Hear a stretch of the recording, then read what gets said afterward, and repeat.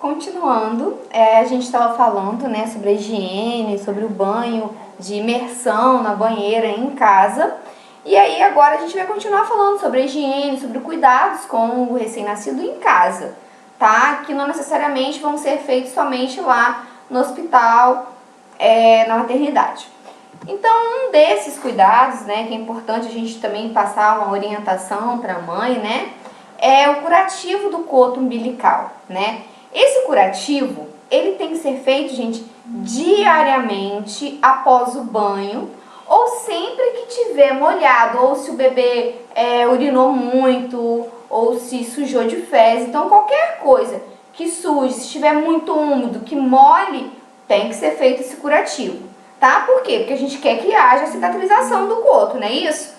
Então, a gente tem que evitar a contaminação no local e tá sempre ali fazendo essa higienização. Então, sempre a gente tem que prestar atenção para qualquer anormalidade, quer dizer, odor fétido, qualquer secreção que esteja saindo do coto, né? Qualquer herniação, sangramento, tá? Vermelhidão, hiperemia, que a gente fala, mas é vermelhidão. Se tiver inchadinho, então todo e qualquer sinal de anormalidade no coto umbilical, a gente tem que estar atento e orientar o papai e a mamãe. Por quê, gente? Porque uma infecção no coto umbilical, ela pode ser muito silenciosa. Um recém-nascido, gente, não sabe falar, não sabe dizer que tá com dor, né? Chora, mas às vezes pode ser confundido com fome, com enjoozinho de recém-nascido mesmo. E o que pode acontecer? Pode dar uma sepsemia, uma infecção generalizada por conta do coto umbilical, por conta de uma infecção no coto umbilical, tá? Então, qualquer sinal de qualquer anormalidade tem que ser relatado. Tem que orientar o pai e a mãe a levar para o pediatra, a levar no atendimento médico, tá? E aí a gente sabe muito bem que a gente vai orientá-los a limpar apenas, né, fazer essa higienização, esse curativo, apenas com álcool 70, cotonete e gaze, tá? Então, como é que vai ser esse curativo? Vai consistir em quê, Ive? Vocês vão pegar, né, a gente vai pegar e vai fazer a limpeza da base do coto umbilical. Não, o coto umbilical tá aqui, a gente vai limpar a base com cotonete, fazendo movimentos circulares, tá? Aqui em volta. Vamos limpar um pouquinho aqui o coto também, claro. A gente limpa o coto aqui, a base, despreza o cotonete, ou vira a haste do cotonete, limpa aqui, sempre deixando bem sequinho. Gente, não é para apertar com faixa coto umbilical, não é para colocar moeda em cima de coto umbilical, não é para colocar cinta em cima de coto umbilical.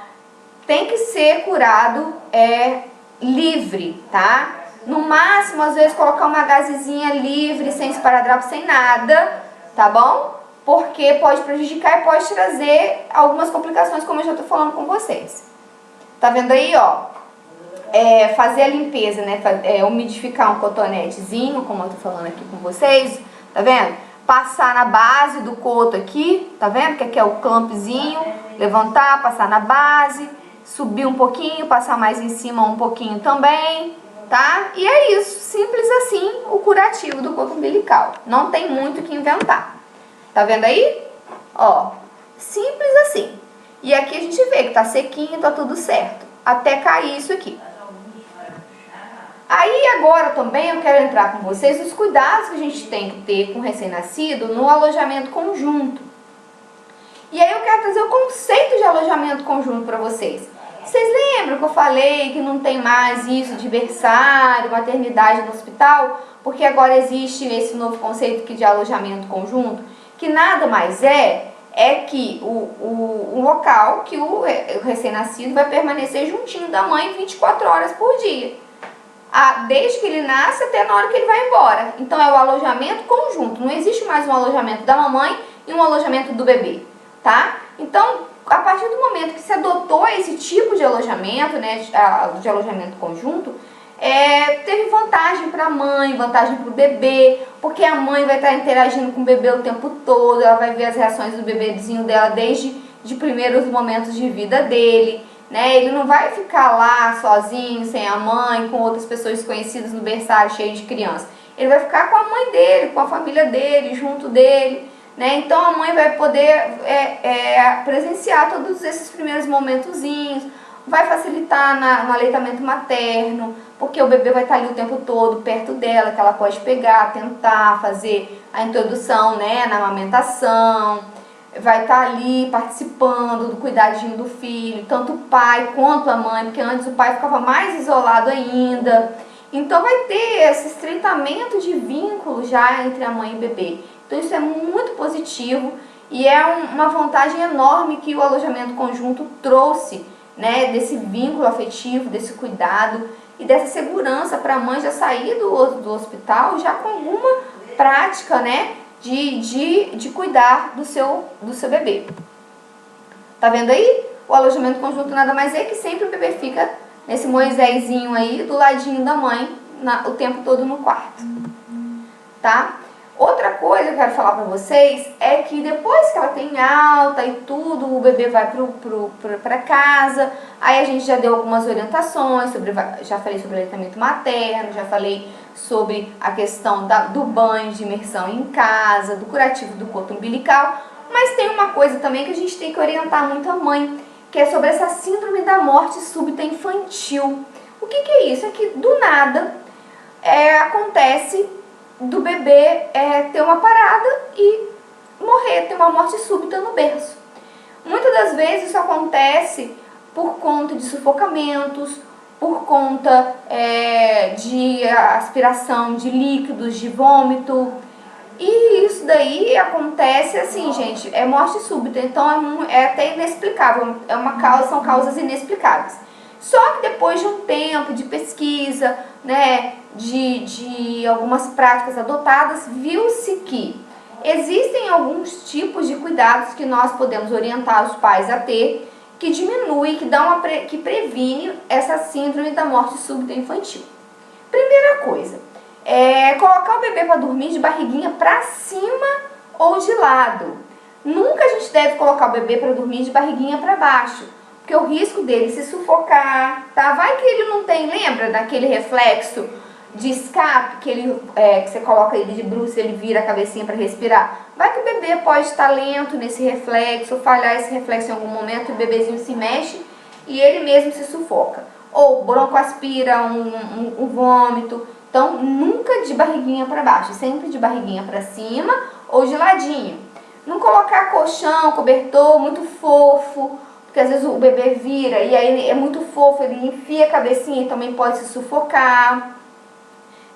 Evitar colocar bichinho de pelúcia, tá? Porque o bebê também pode mexer nisso, pode cair em cima do bebê e pode sufocar. Também não colocar agasalho demais no bebê, tá? Touca, essas coisas. Então tem que ter o cobertorzinho mais para baixo aqui, não colocar muito perto do pescocinho. Aquecedor, quem usa, né, cidades que precisam de aquecedor, evitar de deixar o aquecedor ligado, porque a temperatura pode ficar muito quente, isso pode abafar, isso pode sufocar o bebê. Então, quando a temperatura está muito alta, tem mais risco. Qualquer, fumaça, qualquer coisa assim, fora do normal, pode também trazer para o bebê, lembrando, um sufocamento para o bebê, lembrando que ele é sempre mais frágil. Então, uma pessoa fumar, né, no ambiente que o bebê dorme, de repente ficar aquela fumaça muito ali, pode prejudicar, pode trazer algum dano. Tentar não levar o bebê para a cama dos pais. Muitos acham, não, para evitar isso, Deus me livre, vou proteger meu bebê, vou levar meu bebê para dormir comigo. Gente, mãe cansado, pai cansado, noite perdida de sono. Já aconteceram casos do bebê ser sufocado até pelos pais durante o sono. Então é perigoso não fazer isso. Ficar atento à respiração do bebê. Se ele tiver muita pausa para respirar, ele pode estar tendo uma apneia. Então tem que procurar um médico, para o médico fazer, o pediatra, para fazer um diagnóstico correto. Tá? Então a gente tomando esses cuidados previne essa síndrome de morte súbita infantil. Então aqui alguns cuidados, tá vendo? Ó, dormir de barriguinha para cima, nessa posição. Vestir o bebê confortável, nada de roupinha apertada, nem muita touca, nem muito agasalho. Tá? Sempre que o bebê chorar, tem que ir lá dar uma olhadinha. O uso de travesseiro muito felpudo, muito cheinho, o cobertor tem que ser sempre mais aqui, ó, nessa partezinha pra baixo, nunca também perto da cabecinha do bebê. Tá vendo, ó? A cabecinha tem que estar sempre descoberta, a posição de barriga pra cima. O lençol tem que estar ajustado, não pode estar nada muito folgadão, para o bebê também não se mexer, puxar e pode se sufocar, tá? Não pode ultrapassar o ombro, como eu falei com vocês.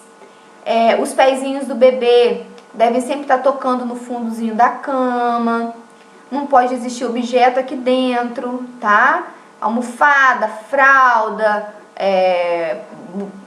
bonequinho de pelúcia, tá? O bebê tem que estar sempre no ambiente o mais limpo possível, sem odor. O colchãozinho tem que ser firmezinho, tem que ter adaptado ao tamanhozinho da cama, porque se ele rolar também, para ele não enfiar o roxinho em alguma fresta, tá? Então é isso, gente. A questão da síndrome, né, da morte súbita infantil. E eu já volto pra gente falar do método canguru.